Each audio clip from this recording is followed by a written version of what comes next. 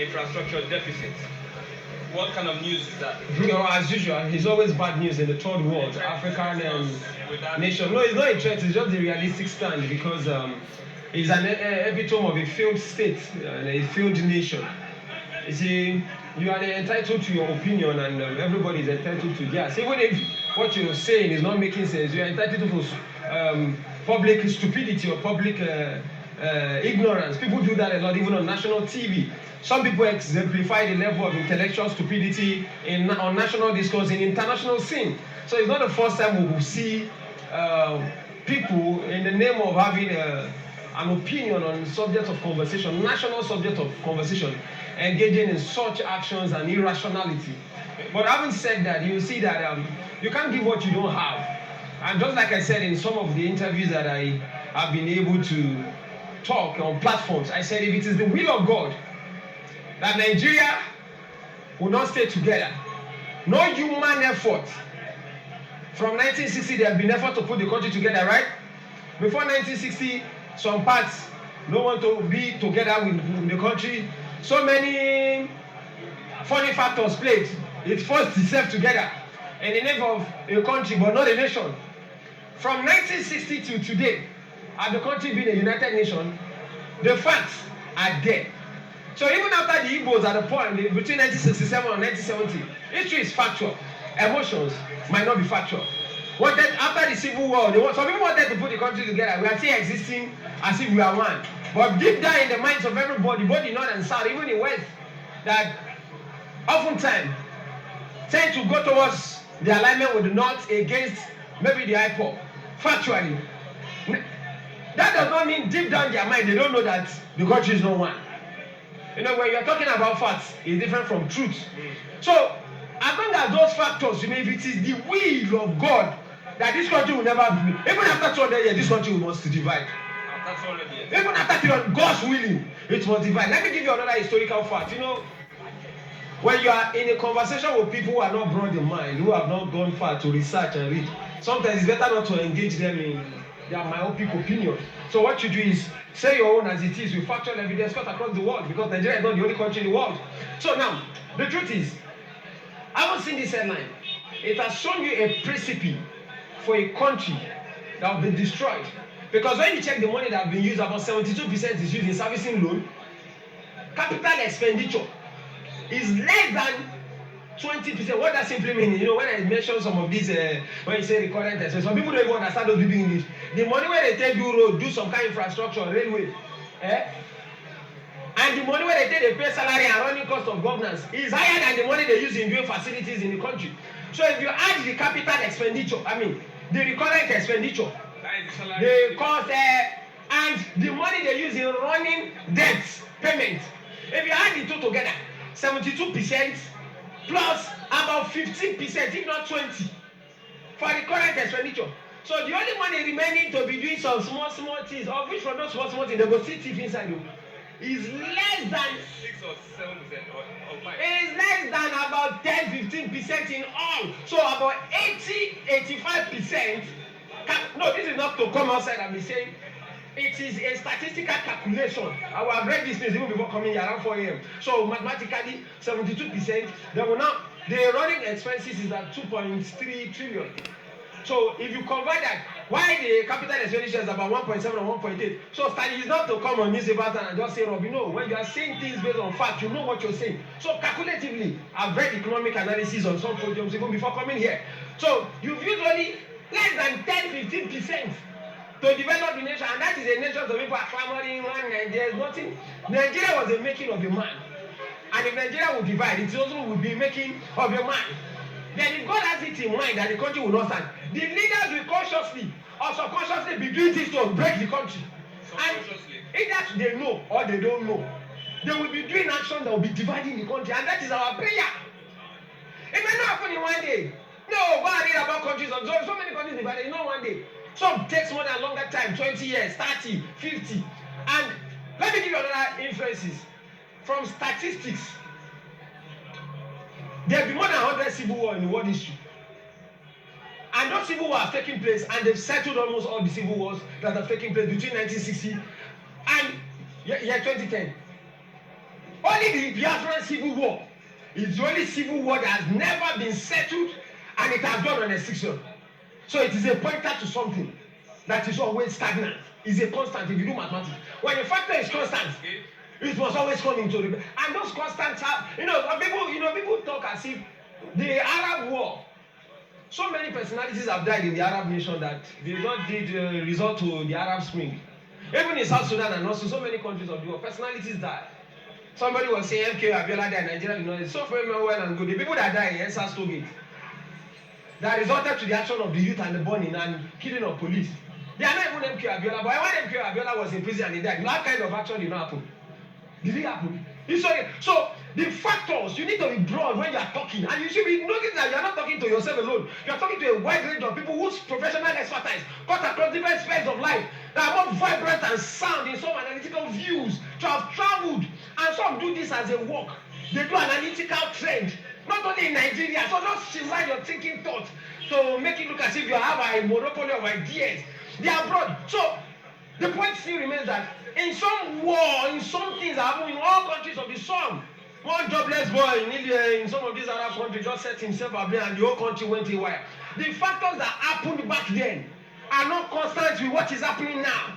So the factors that should be employed shouldn't be using a military tactics that will imprison a fella and MK Abiola died and nothing happened. Haven't the police been engaged in extrajudicial killing before Ensas? Ezazaki boys have been killed so many times, even in so many. So what happened? So, but would you have believed that in this same country of where such have been happening over and nothing happened, that kind of action would have resulted in that kind of action by the youth? Would you have believed? So it shows that historically there's a trend pattern of how historical terrorism index, if you follow, because I did, that's what I'm saying. That if you check the factors that have shaped so many world record of events that changed overnight, most of the terrorist activity got to a point that the people involved are technologically graduate. When they take those terrorist organizations involved in acts of terrorism, the successful rate is almost 50%. And if the southern youth moves towards that line, Somalia will be better than Nigeria. If a Boko Haram and that North can hold Nigerian army down to ransom for over 10 years, and the wave of what is happening in South, my brother, you see this headline, they should keep borrowing. We are going to see where they will get the money from in 30 years to clear off this. So it simply means that from everything we've generated as a nation, we've used more than 70 is A in grade. We've used more than A grade to be servicing loan. Then we'll use the other part, a reasonable part, to be doing running costs. So what is remaining? Is this a symptom of a country that will move forward? It's a symptom of a country that will be destabilized. The factors here on all the national dailies have never been symptoms of a serious nation. And if you don't have it, it will be difficult because of the myriad, the multiplicity of problems we have to control this federal structure from the top. That is what we are telling people to think. So if big Nigeria cannot regionalize it so that the problem will be micromanaged, it's simple analysis. Don't make it look as if some people hate Nigeria so much. Do you understand? Don't make it look as if. So the point still remains that this structure, if you can't work two things, if you don't regionalize this and decentralize some things from the federal cannot perform 80% of what is on the exclusive list. Common sense. Or you know every federalism knows why. I did comparative federal politics. Not only Nigeria. So I can stand here and tell you 10 federal system that anywhere in the world does not practice what you are practicing. You copy something, you carry your black mentality, scatter around. So if people will now come and be typing rubbish, like I was listening to a radio station, the guy is from Uwadofi, he called another radio station, openly in public displaying his level of intellectual stupidity. Things that you cannot subject to a factual test. I called the radio station back. I told him that they should ask him how many federal states has he studied. The presenter asked him, he called back, he did not reply. So he only knew of a part of argument that he wanted to use for his political paymaster. And before you know, he switched to, I think, Inspiration FM to push another point. So that's why we started knowing that in the black man zone, in the Nigerian zone, these people, they are not making the country. See, say the truth. It's not because you are getting anything from it. I don't know who produced to Nigeria. I don't know where he stays. No, leave those people. They are minority in opinion. Let's face people to know how the world works. Let's face the headline and forget those people. If it's Sunday, no, you use his reading and subject it to an open conversation on national debate. So I will engage him then. But when you have people using fake names, when you're using fake names on this platform, you know the scope now. We know the scope, logic, fake names. You know. My name is Effiong Samuel. You are seeing my face. So anybody who has a vibrant argument that you can bring a national podium, you can come here too. We'll debate it and we'll start looking at the stats. Viewers at home and people international. Do you know how many views this program have? 20,000, 30,000, 10,000. They comment. So also bring your facts, because after this program, most people also check facts. It's not about coming to type some comment with a fake name. No, we've got past that stage. If you're developing mind, you should be developed educationally. So if you are sound enough, come to us. We'll give you an open session. We'll do it a national debate program. So these are things we've said even in classes in university. We'll write articles. You can check it online. My name is Effiong Samuel. I've written articles, international, published. So you don't come and get somebody with a fake name. No, there's no face to this argument. Some of these people have five accounts in different platforms to do control damage for the government. We know these taxes. So these are not people you should engage. Anybody that have a vibrant argument, you should come in podium. See, you can convince me on a point, I will reason with you. You don't need to use hypocrisy. And you come from a very logical conclusion whereby you're going to stand. And I'll be forced, not because I don't want to change my, but because you've been able to convince me with logical fact that, see, we are more united together, and you give me maybe 10 points. Then I'll also come up with maybe 5 points that, no, if you take the regional government before now, it has worked more as a regional structure. I'll come up with my point. And we'll check the educational factors as at that point in time when regionalism was on ground. We'll check the security. We'll check the school system. I finished from Ife. As at then, those who were undergraduates eat chicken. So we bring those statistics, we talk, we reason. I cannot be convinced by what you say with your real name and your real face. Not to use one name today, you go to another platform, use another name, no face, nothing. You just push 1, 3, 4 argument, you run. Then you now say social media and say, Bush should go and join me. All the people that wanted to join me, they drop them because they don't have somebody who knows somebody there. So what are we saying? You just come and make something that cannot be rationalized within a debate of national discourse. So let us be factual and be saying the truth, even if they pay you.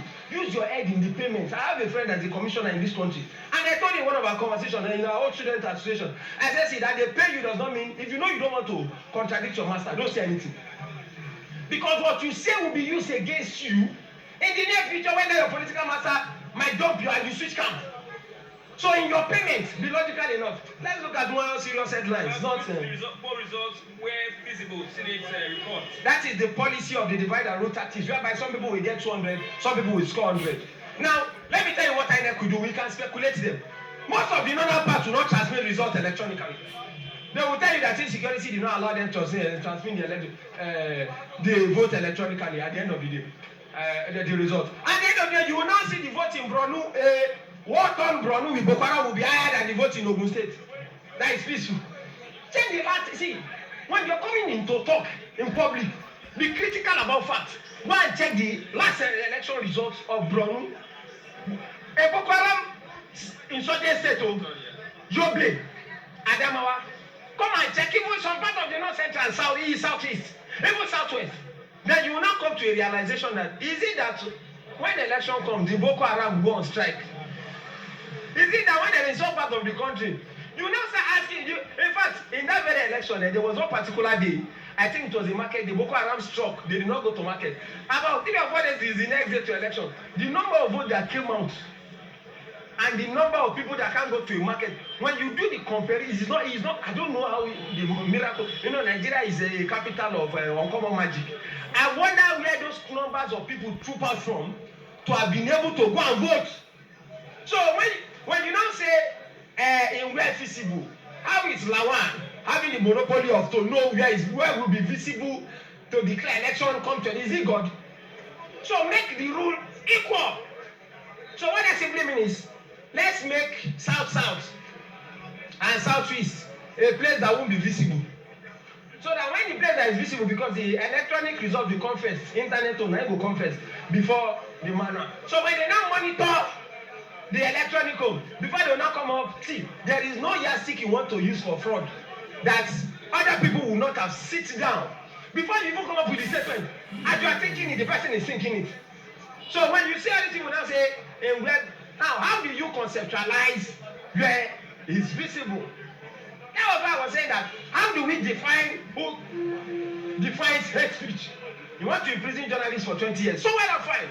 How? Who has the monopoly and the interpretation of what is termed as hate? How do we differentiate criticism and hate speech? Now, if you are saying somebody has done it, as at what point will a statement have moved? Is Boko Haram a function of hate speech? Let's look at the insecurity. Fulani X-Men, no, not people now, they will be quiet, they won't address those ones. So between those ones and the work of the journalism, which one, hate speech, has caused more insecurity to the Nigerian? See, when you are factual them, be looking at the real situation and be comparing which one, which law should we pursue more?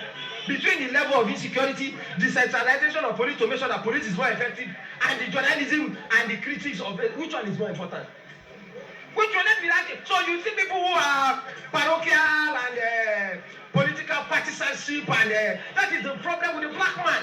So instead of addressing those things, you will see, when Nigeria is better, hate speech cause war in this other place.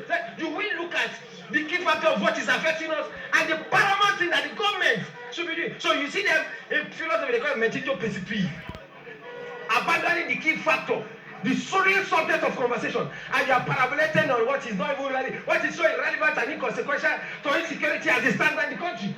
So between hate speech, was it hate speech that caused the Fulani killing? Or it was an act of journalism? Was it hate speech that caused the terrorism in Northeast?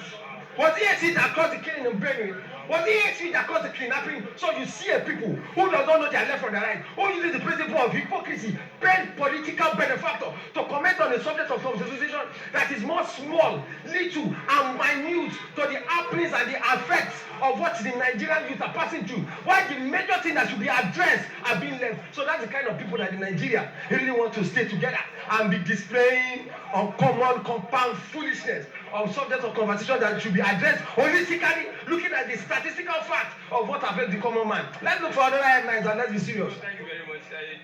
What explode? Please explode. Thank you.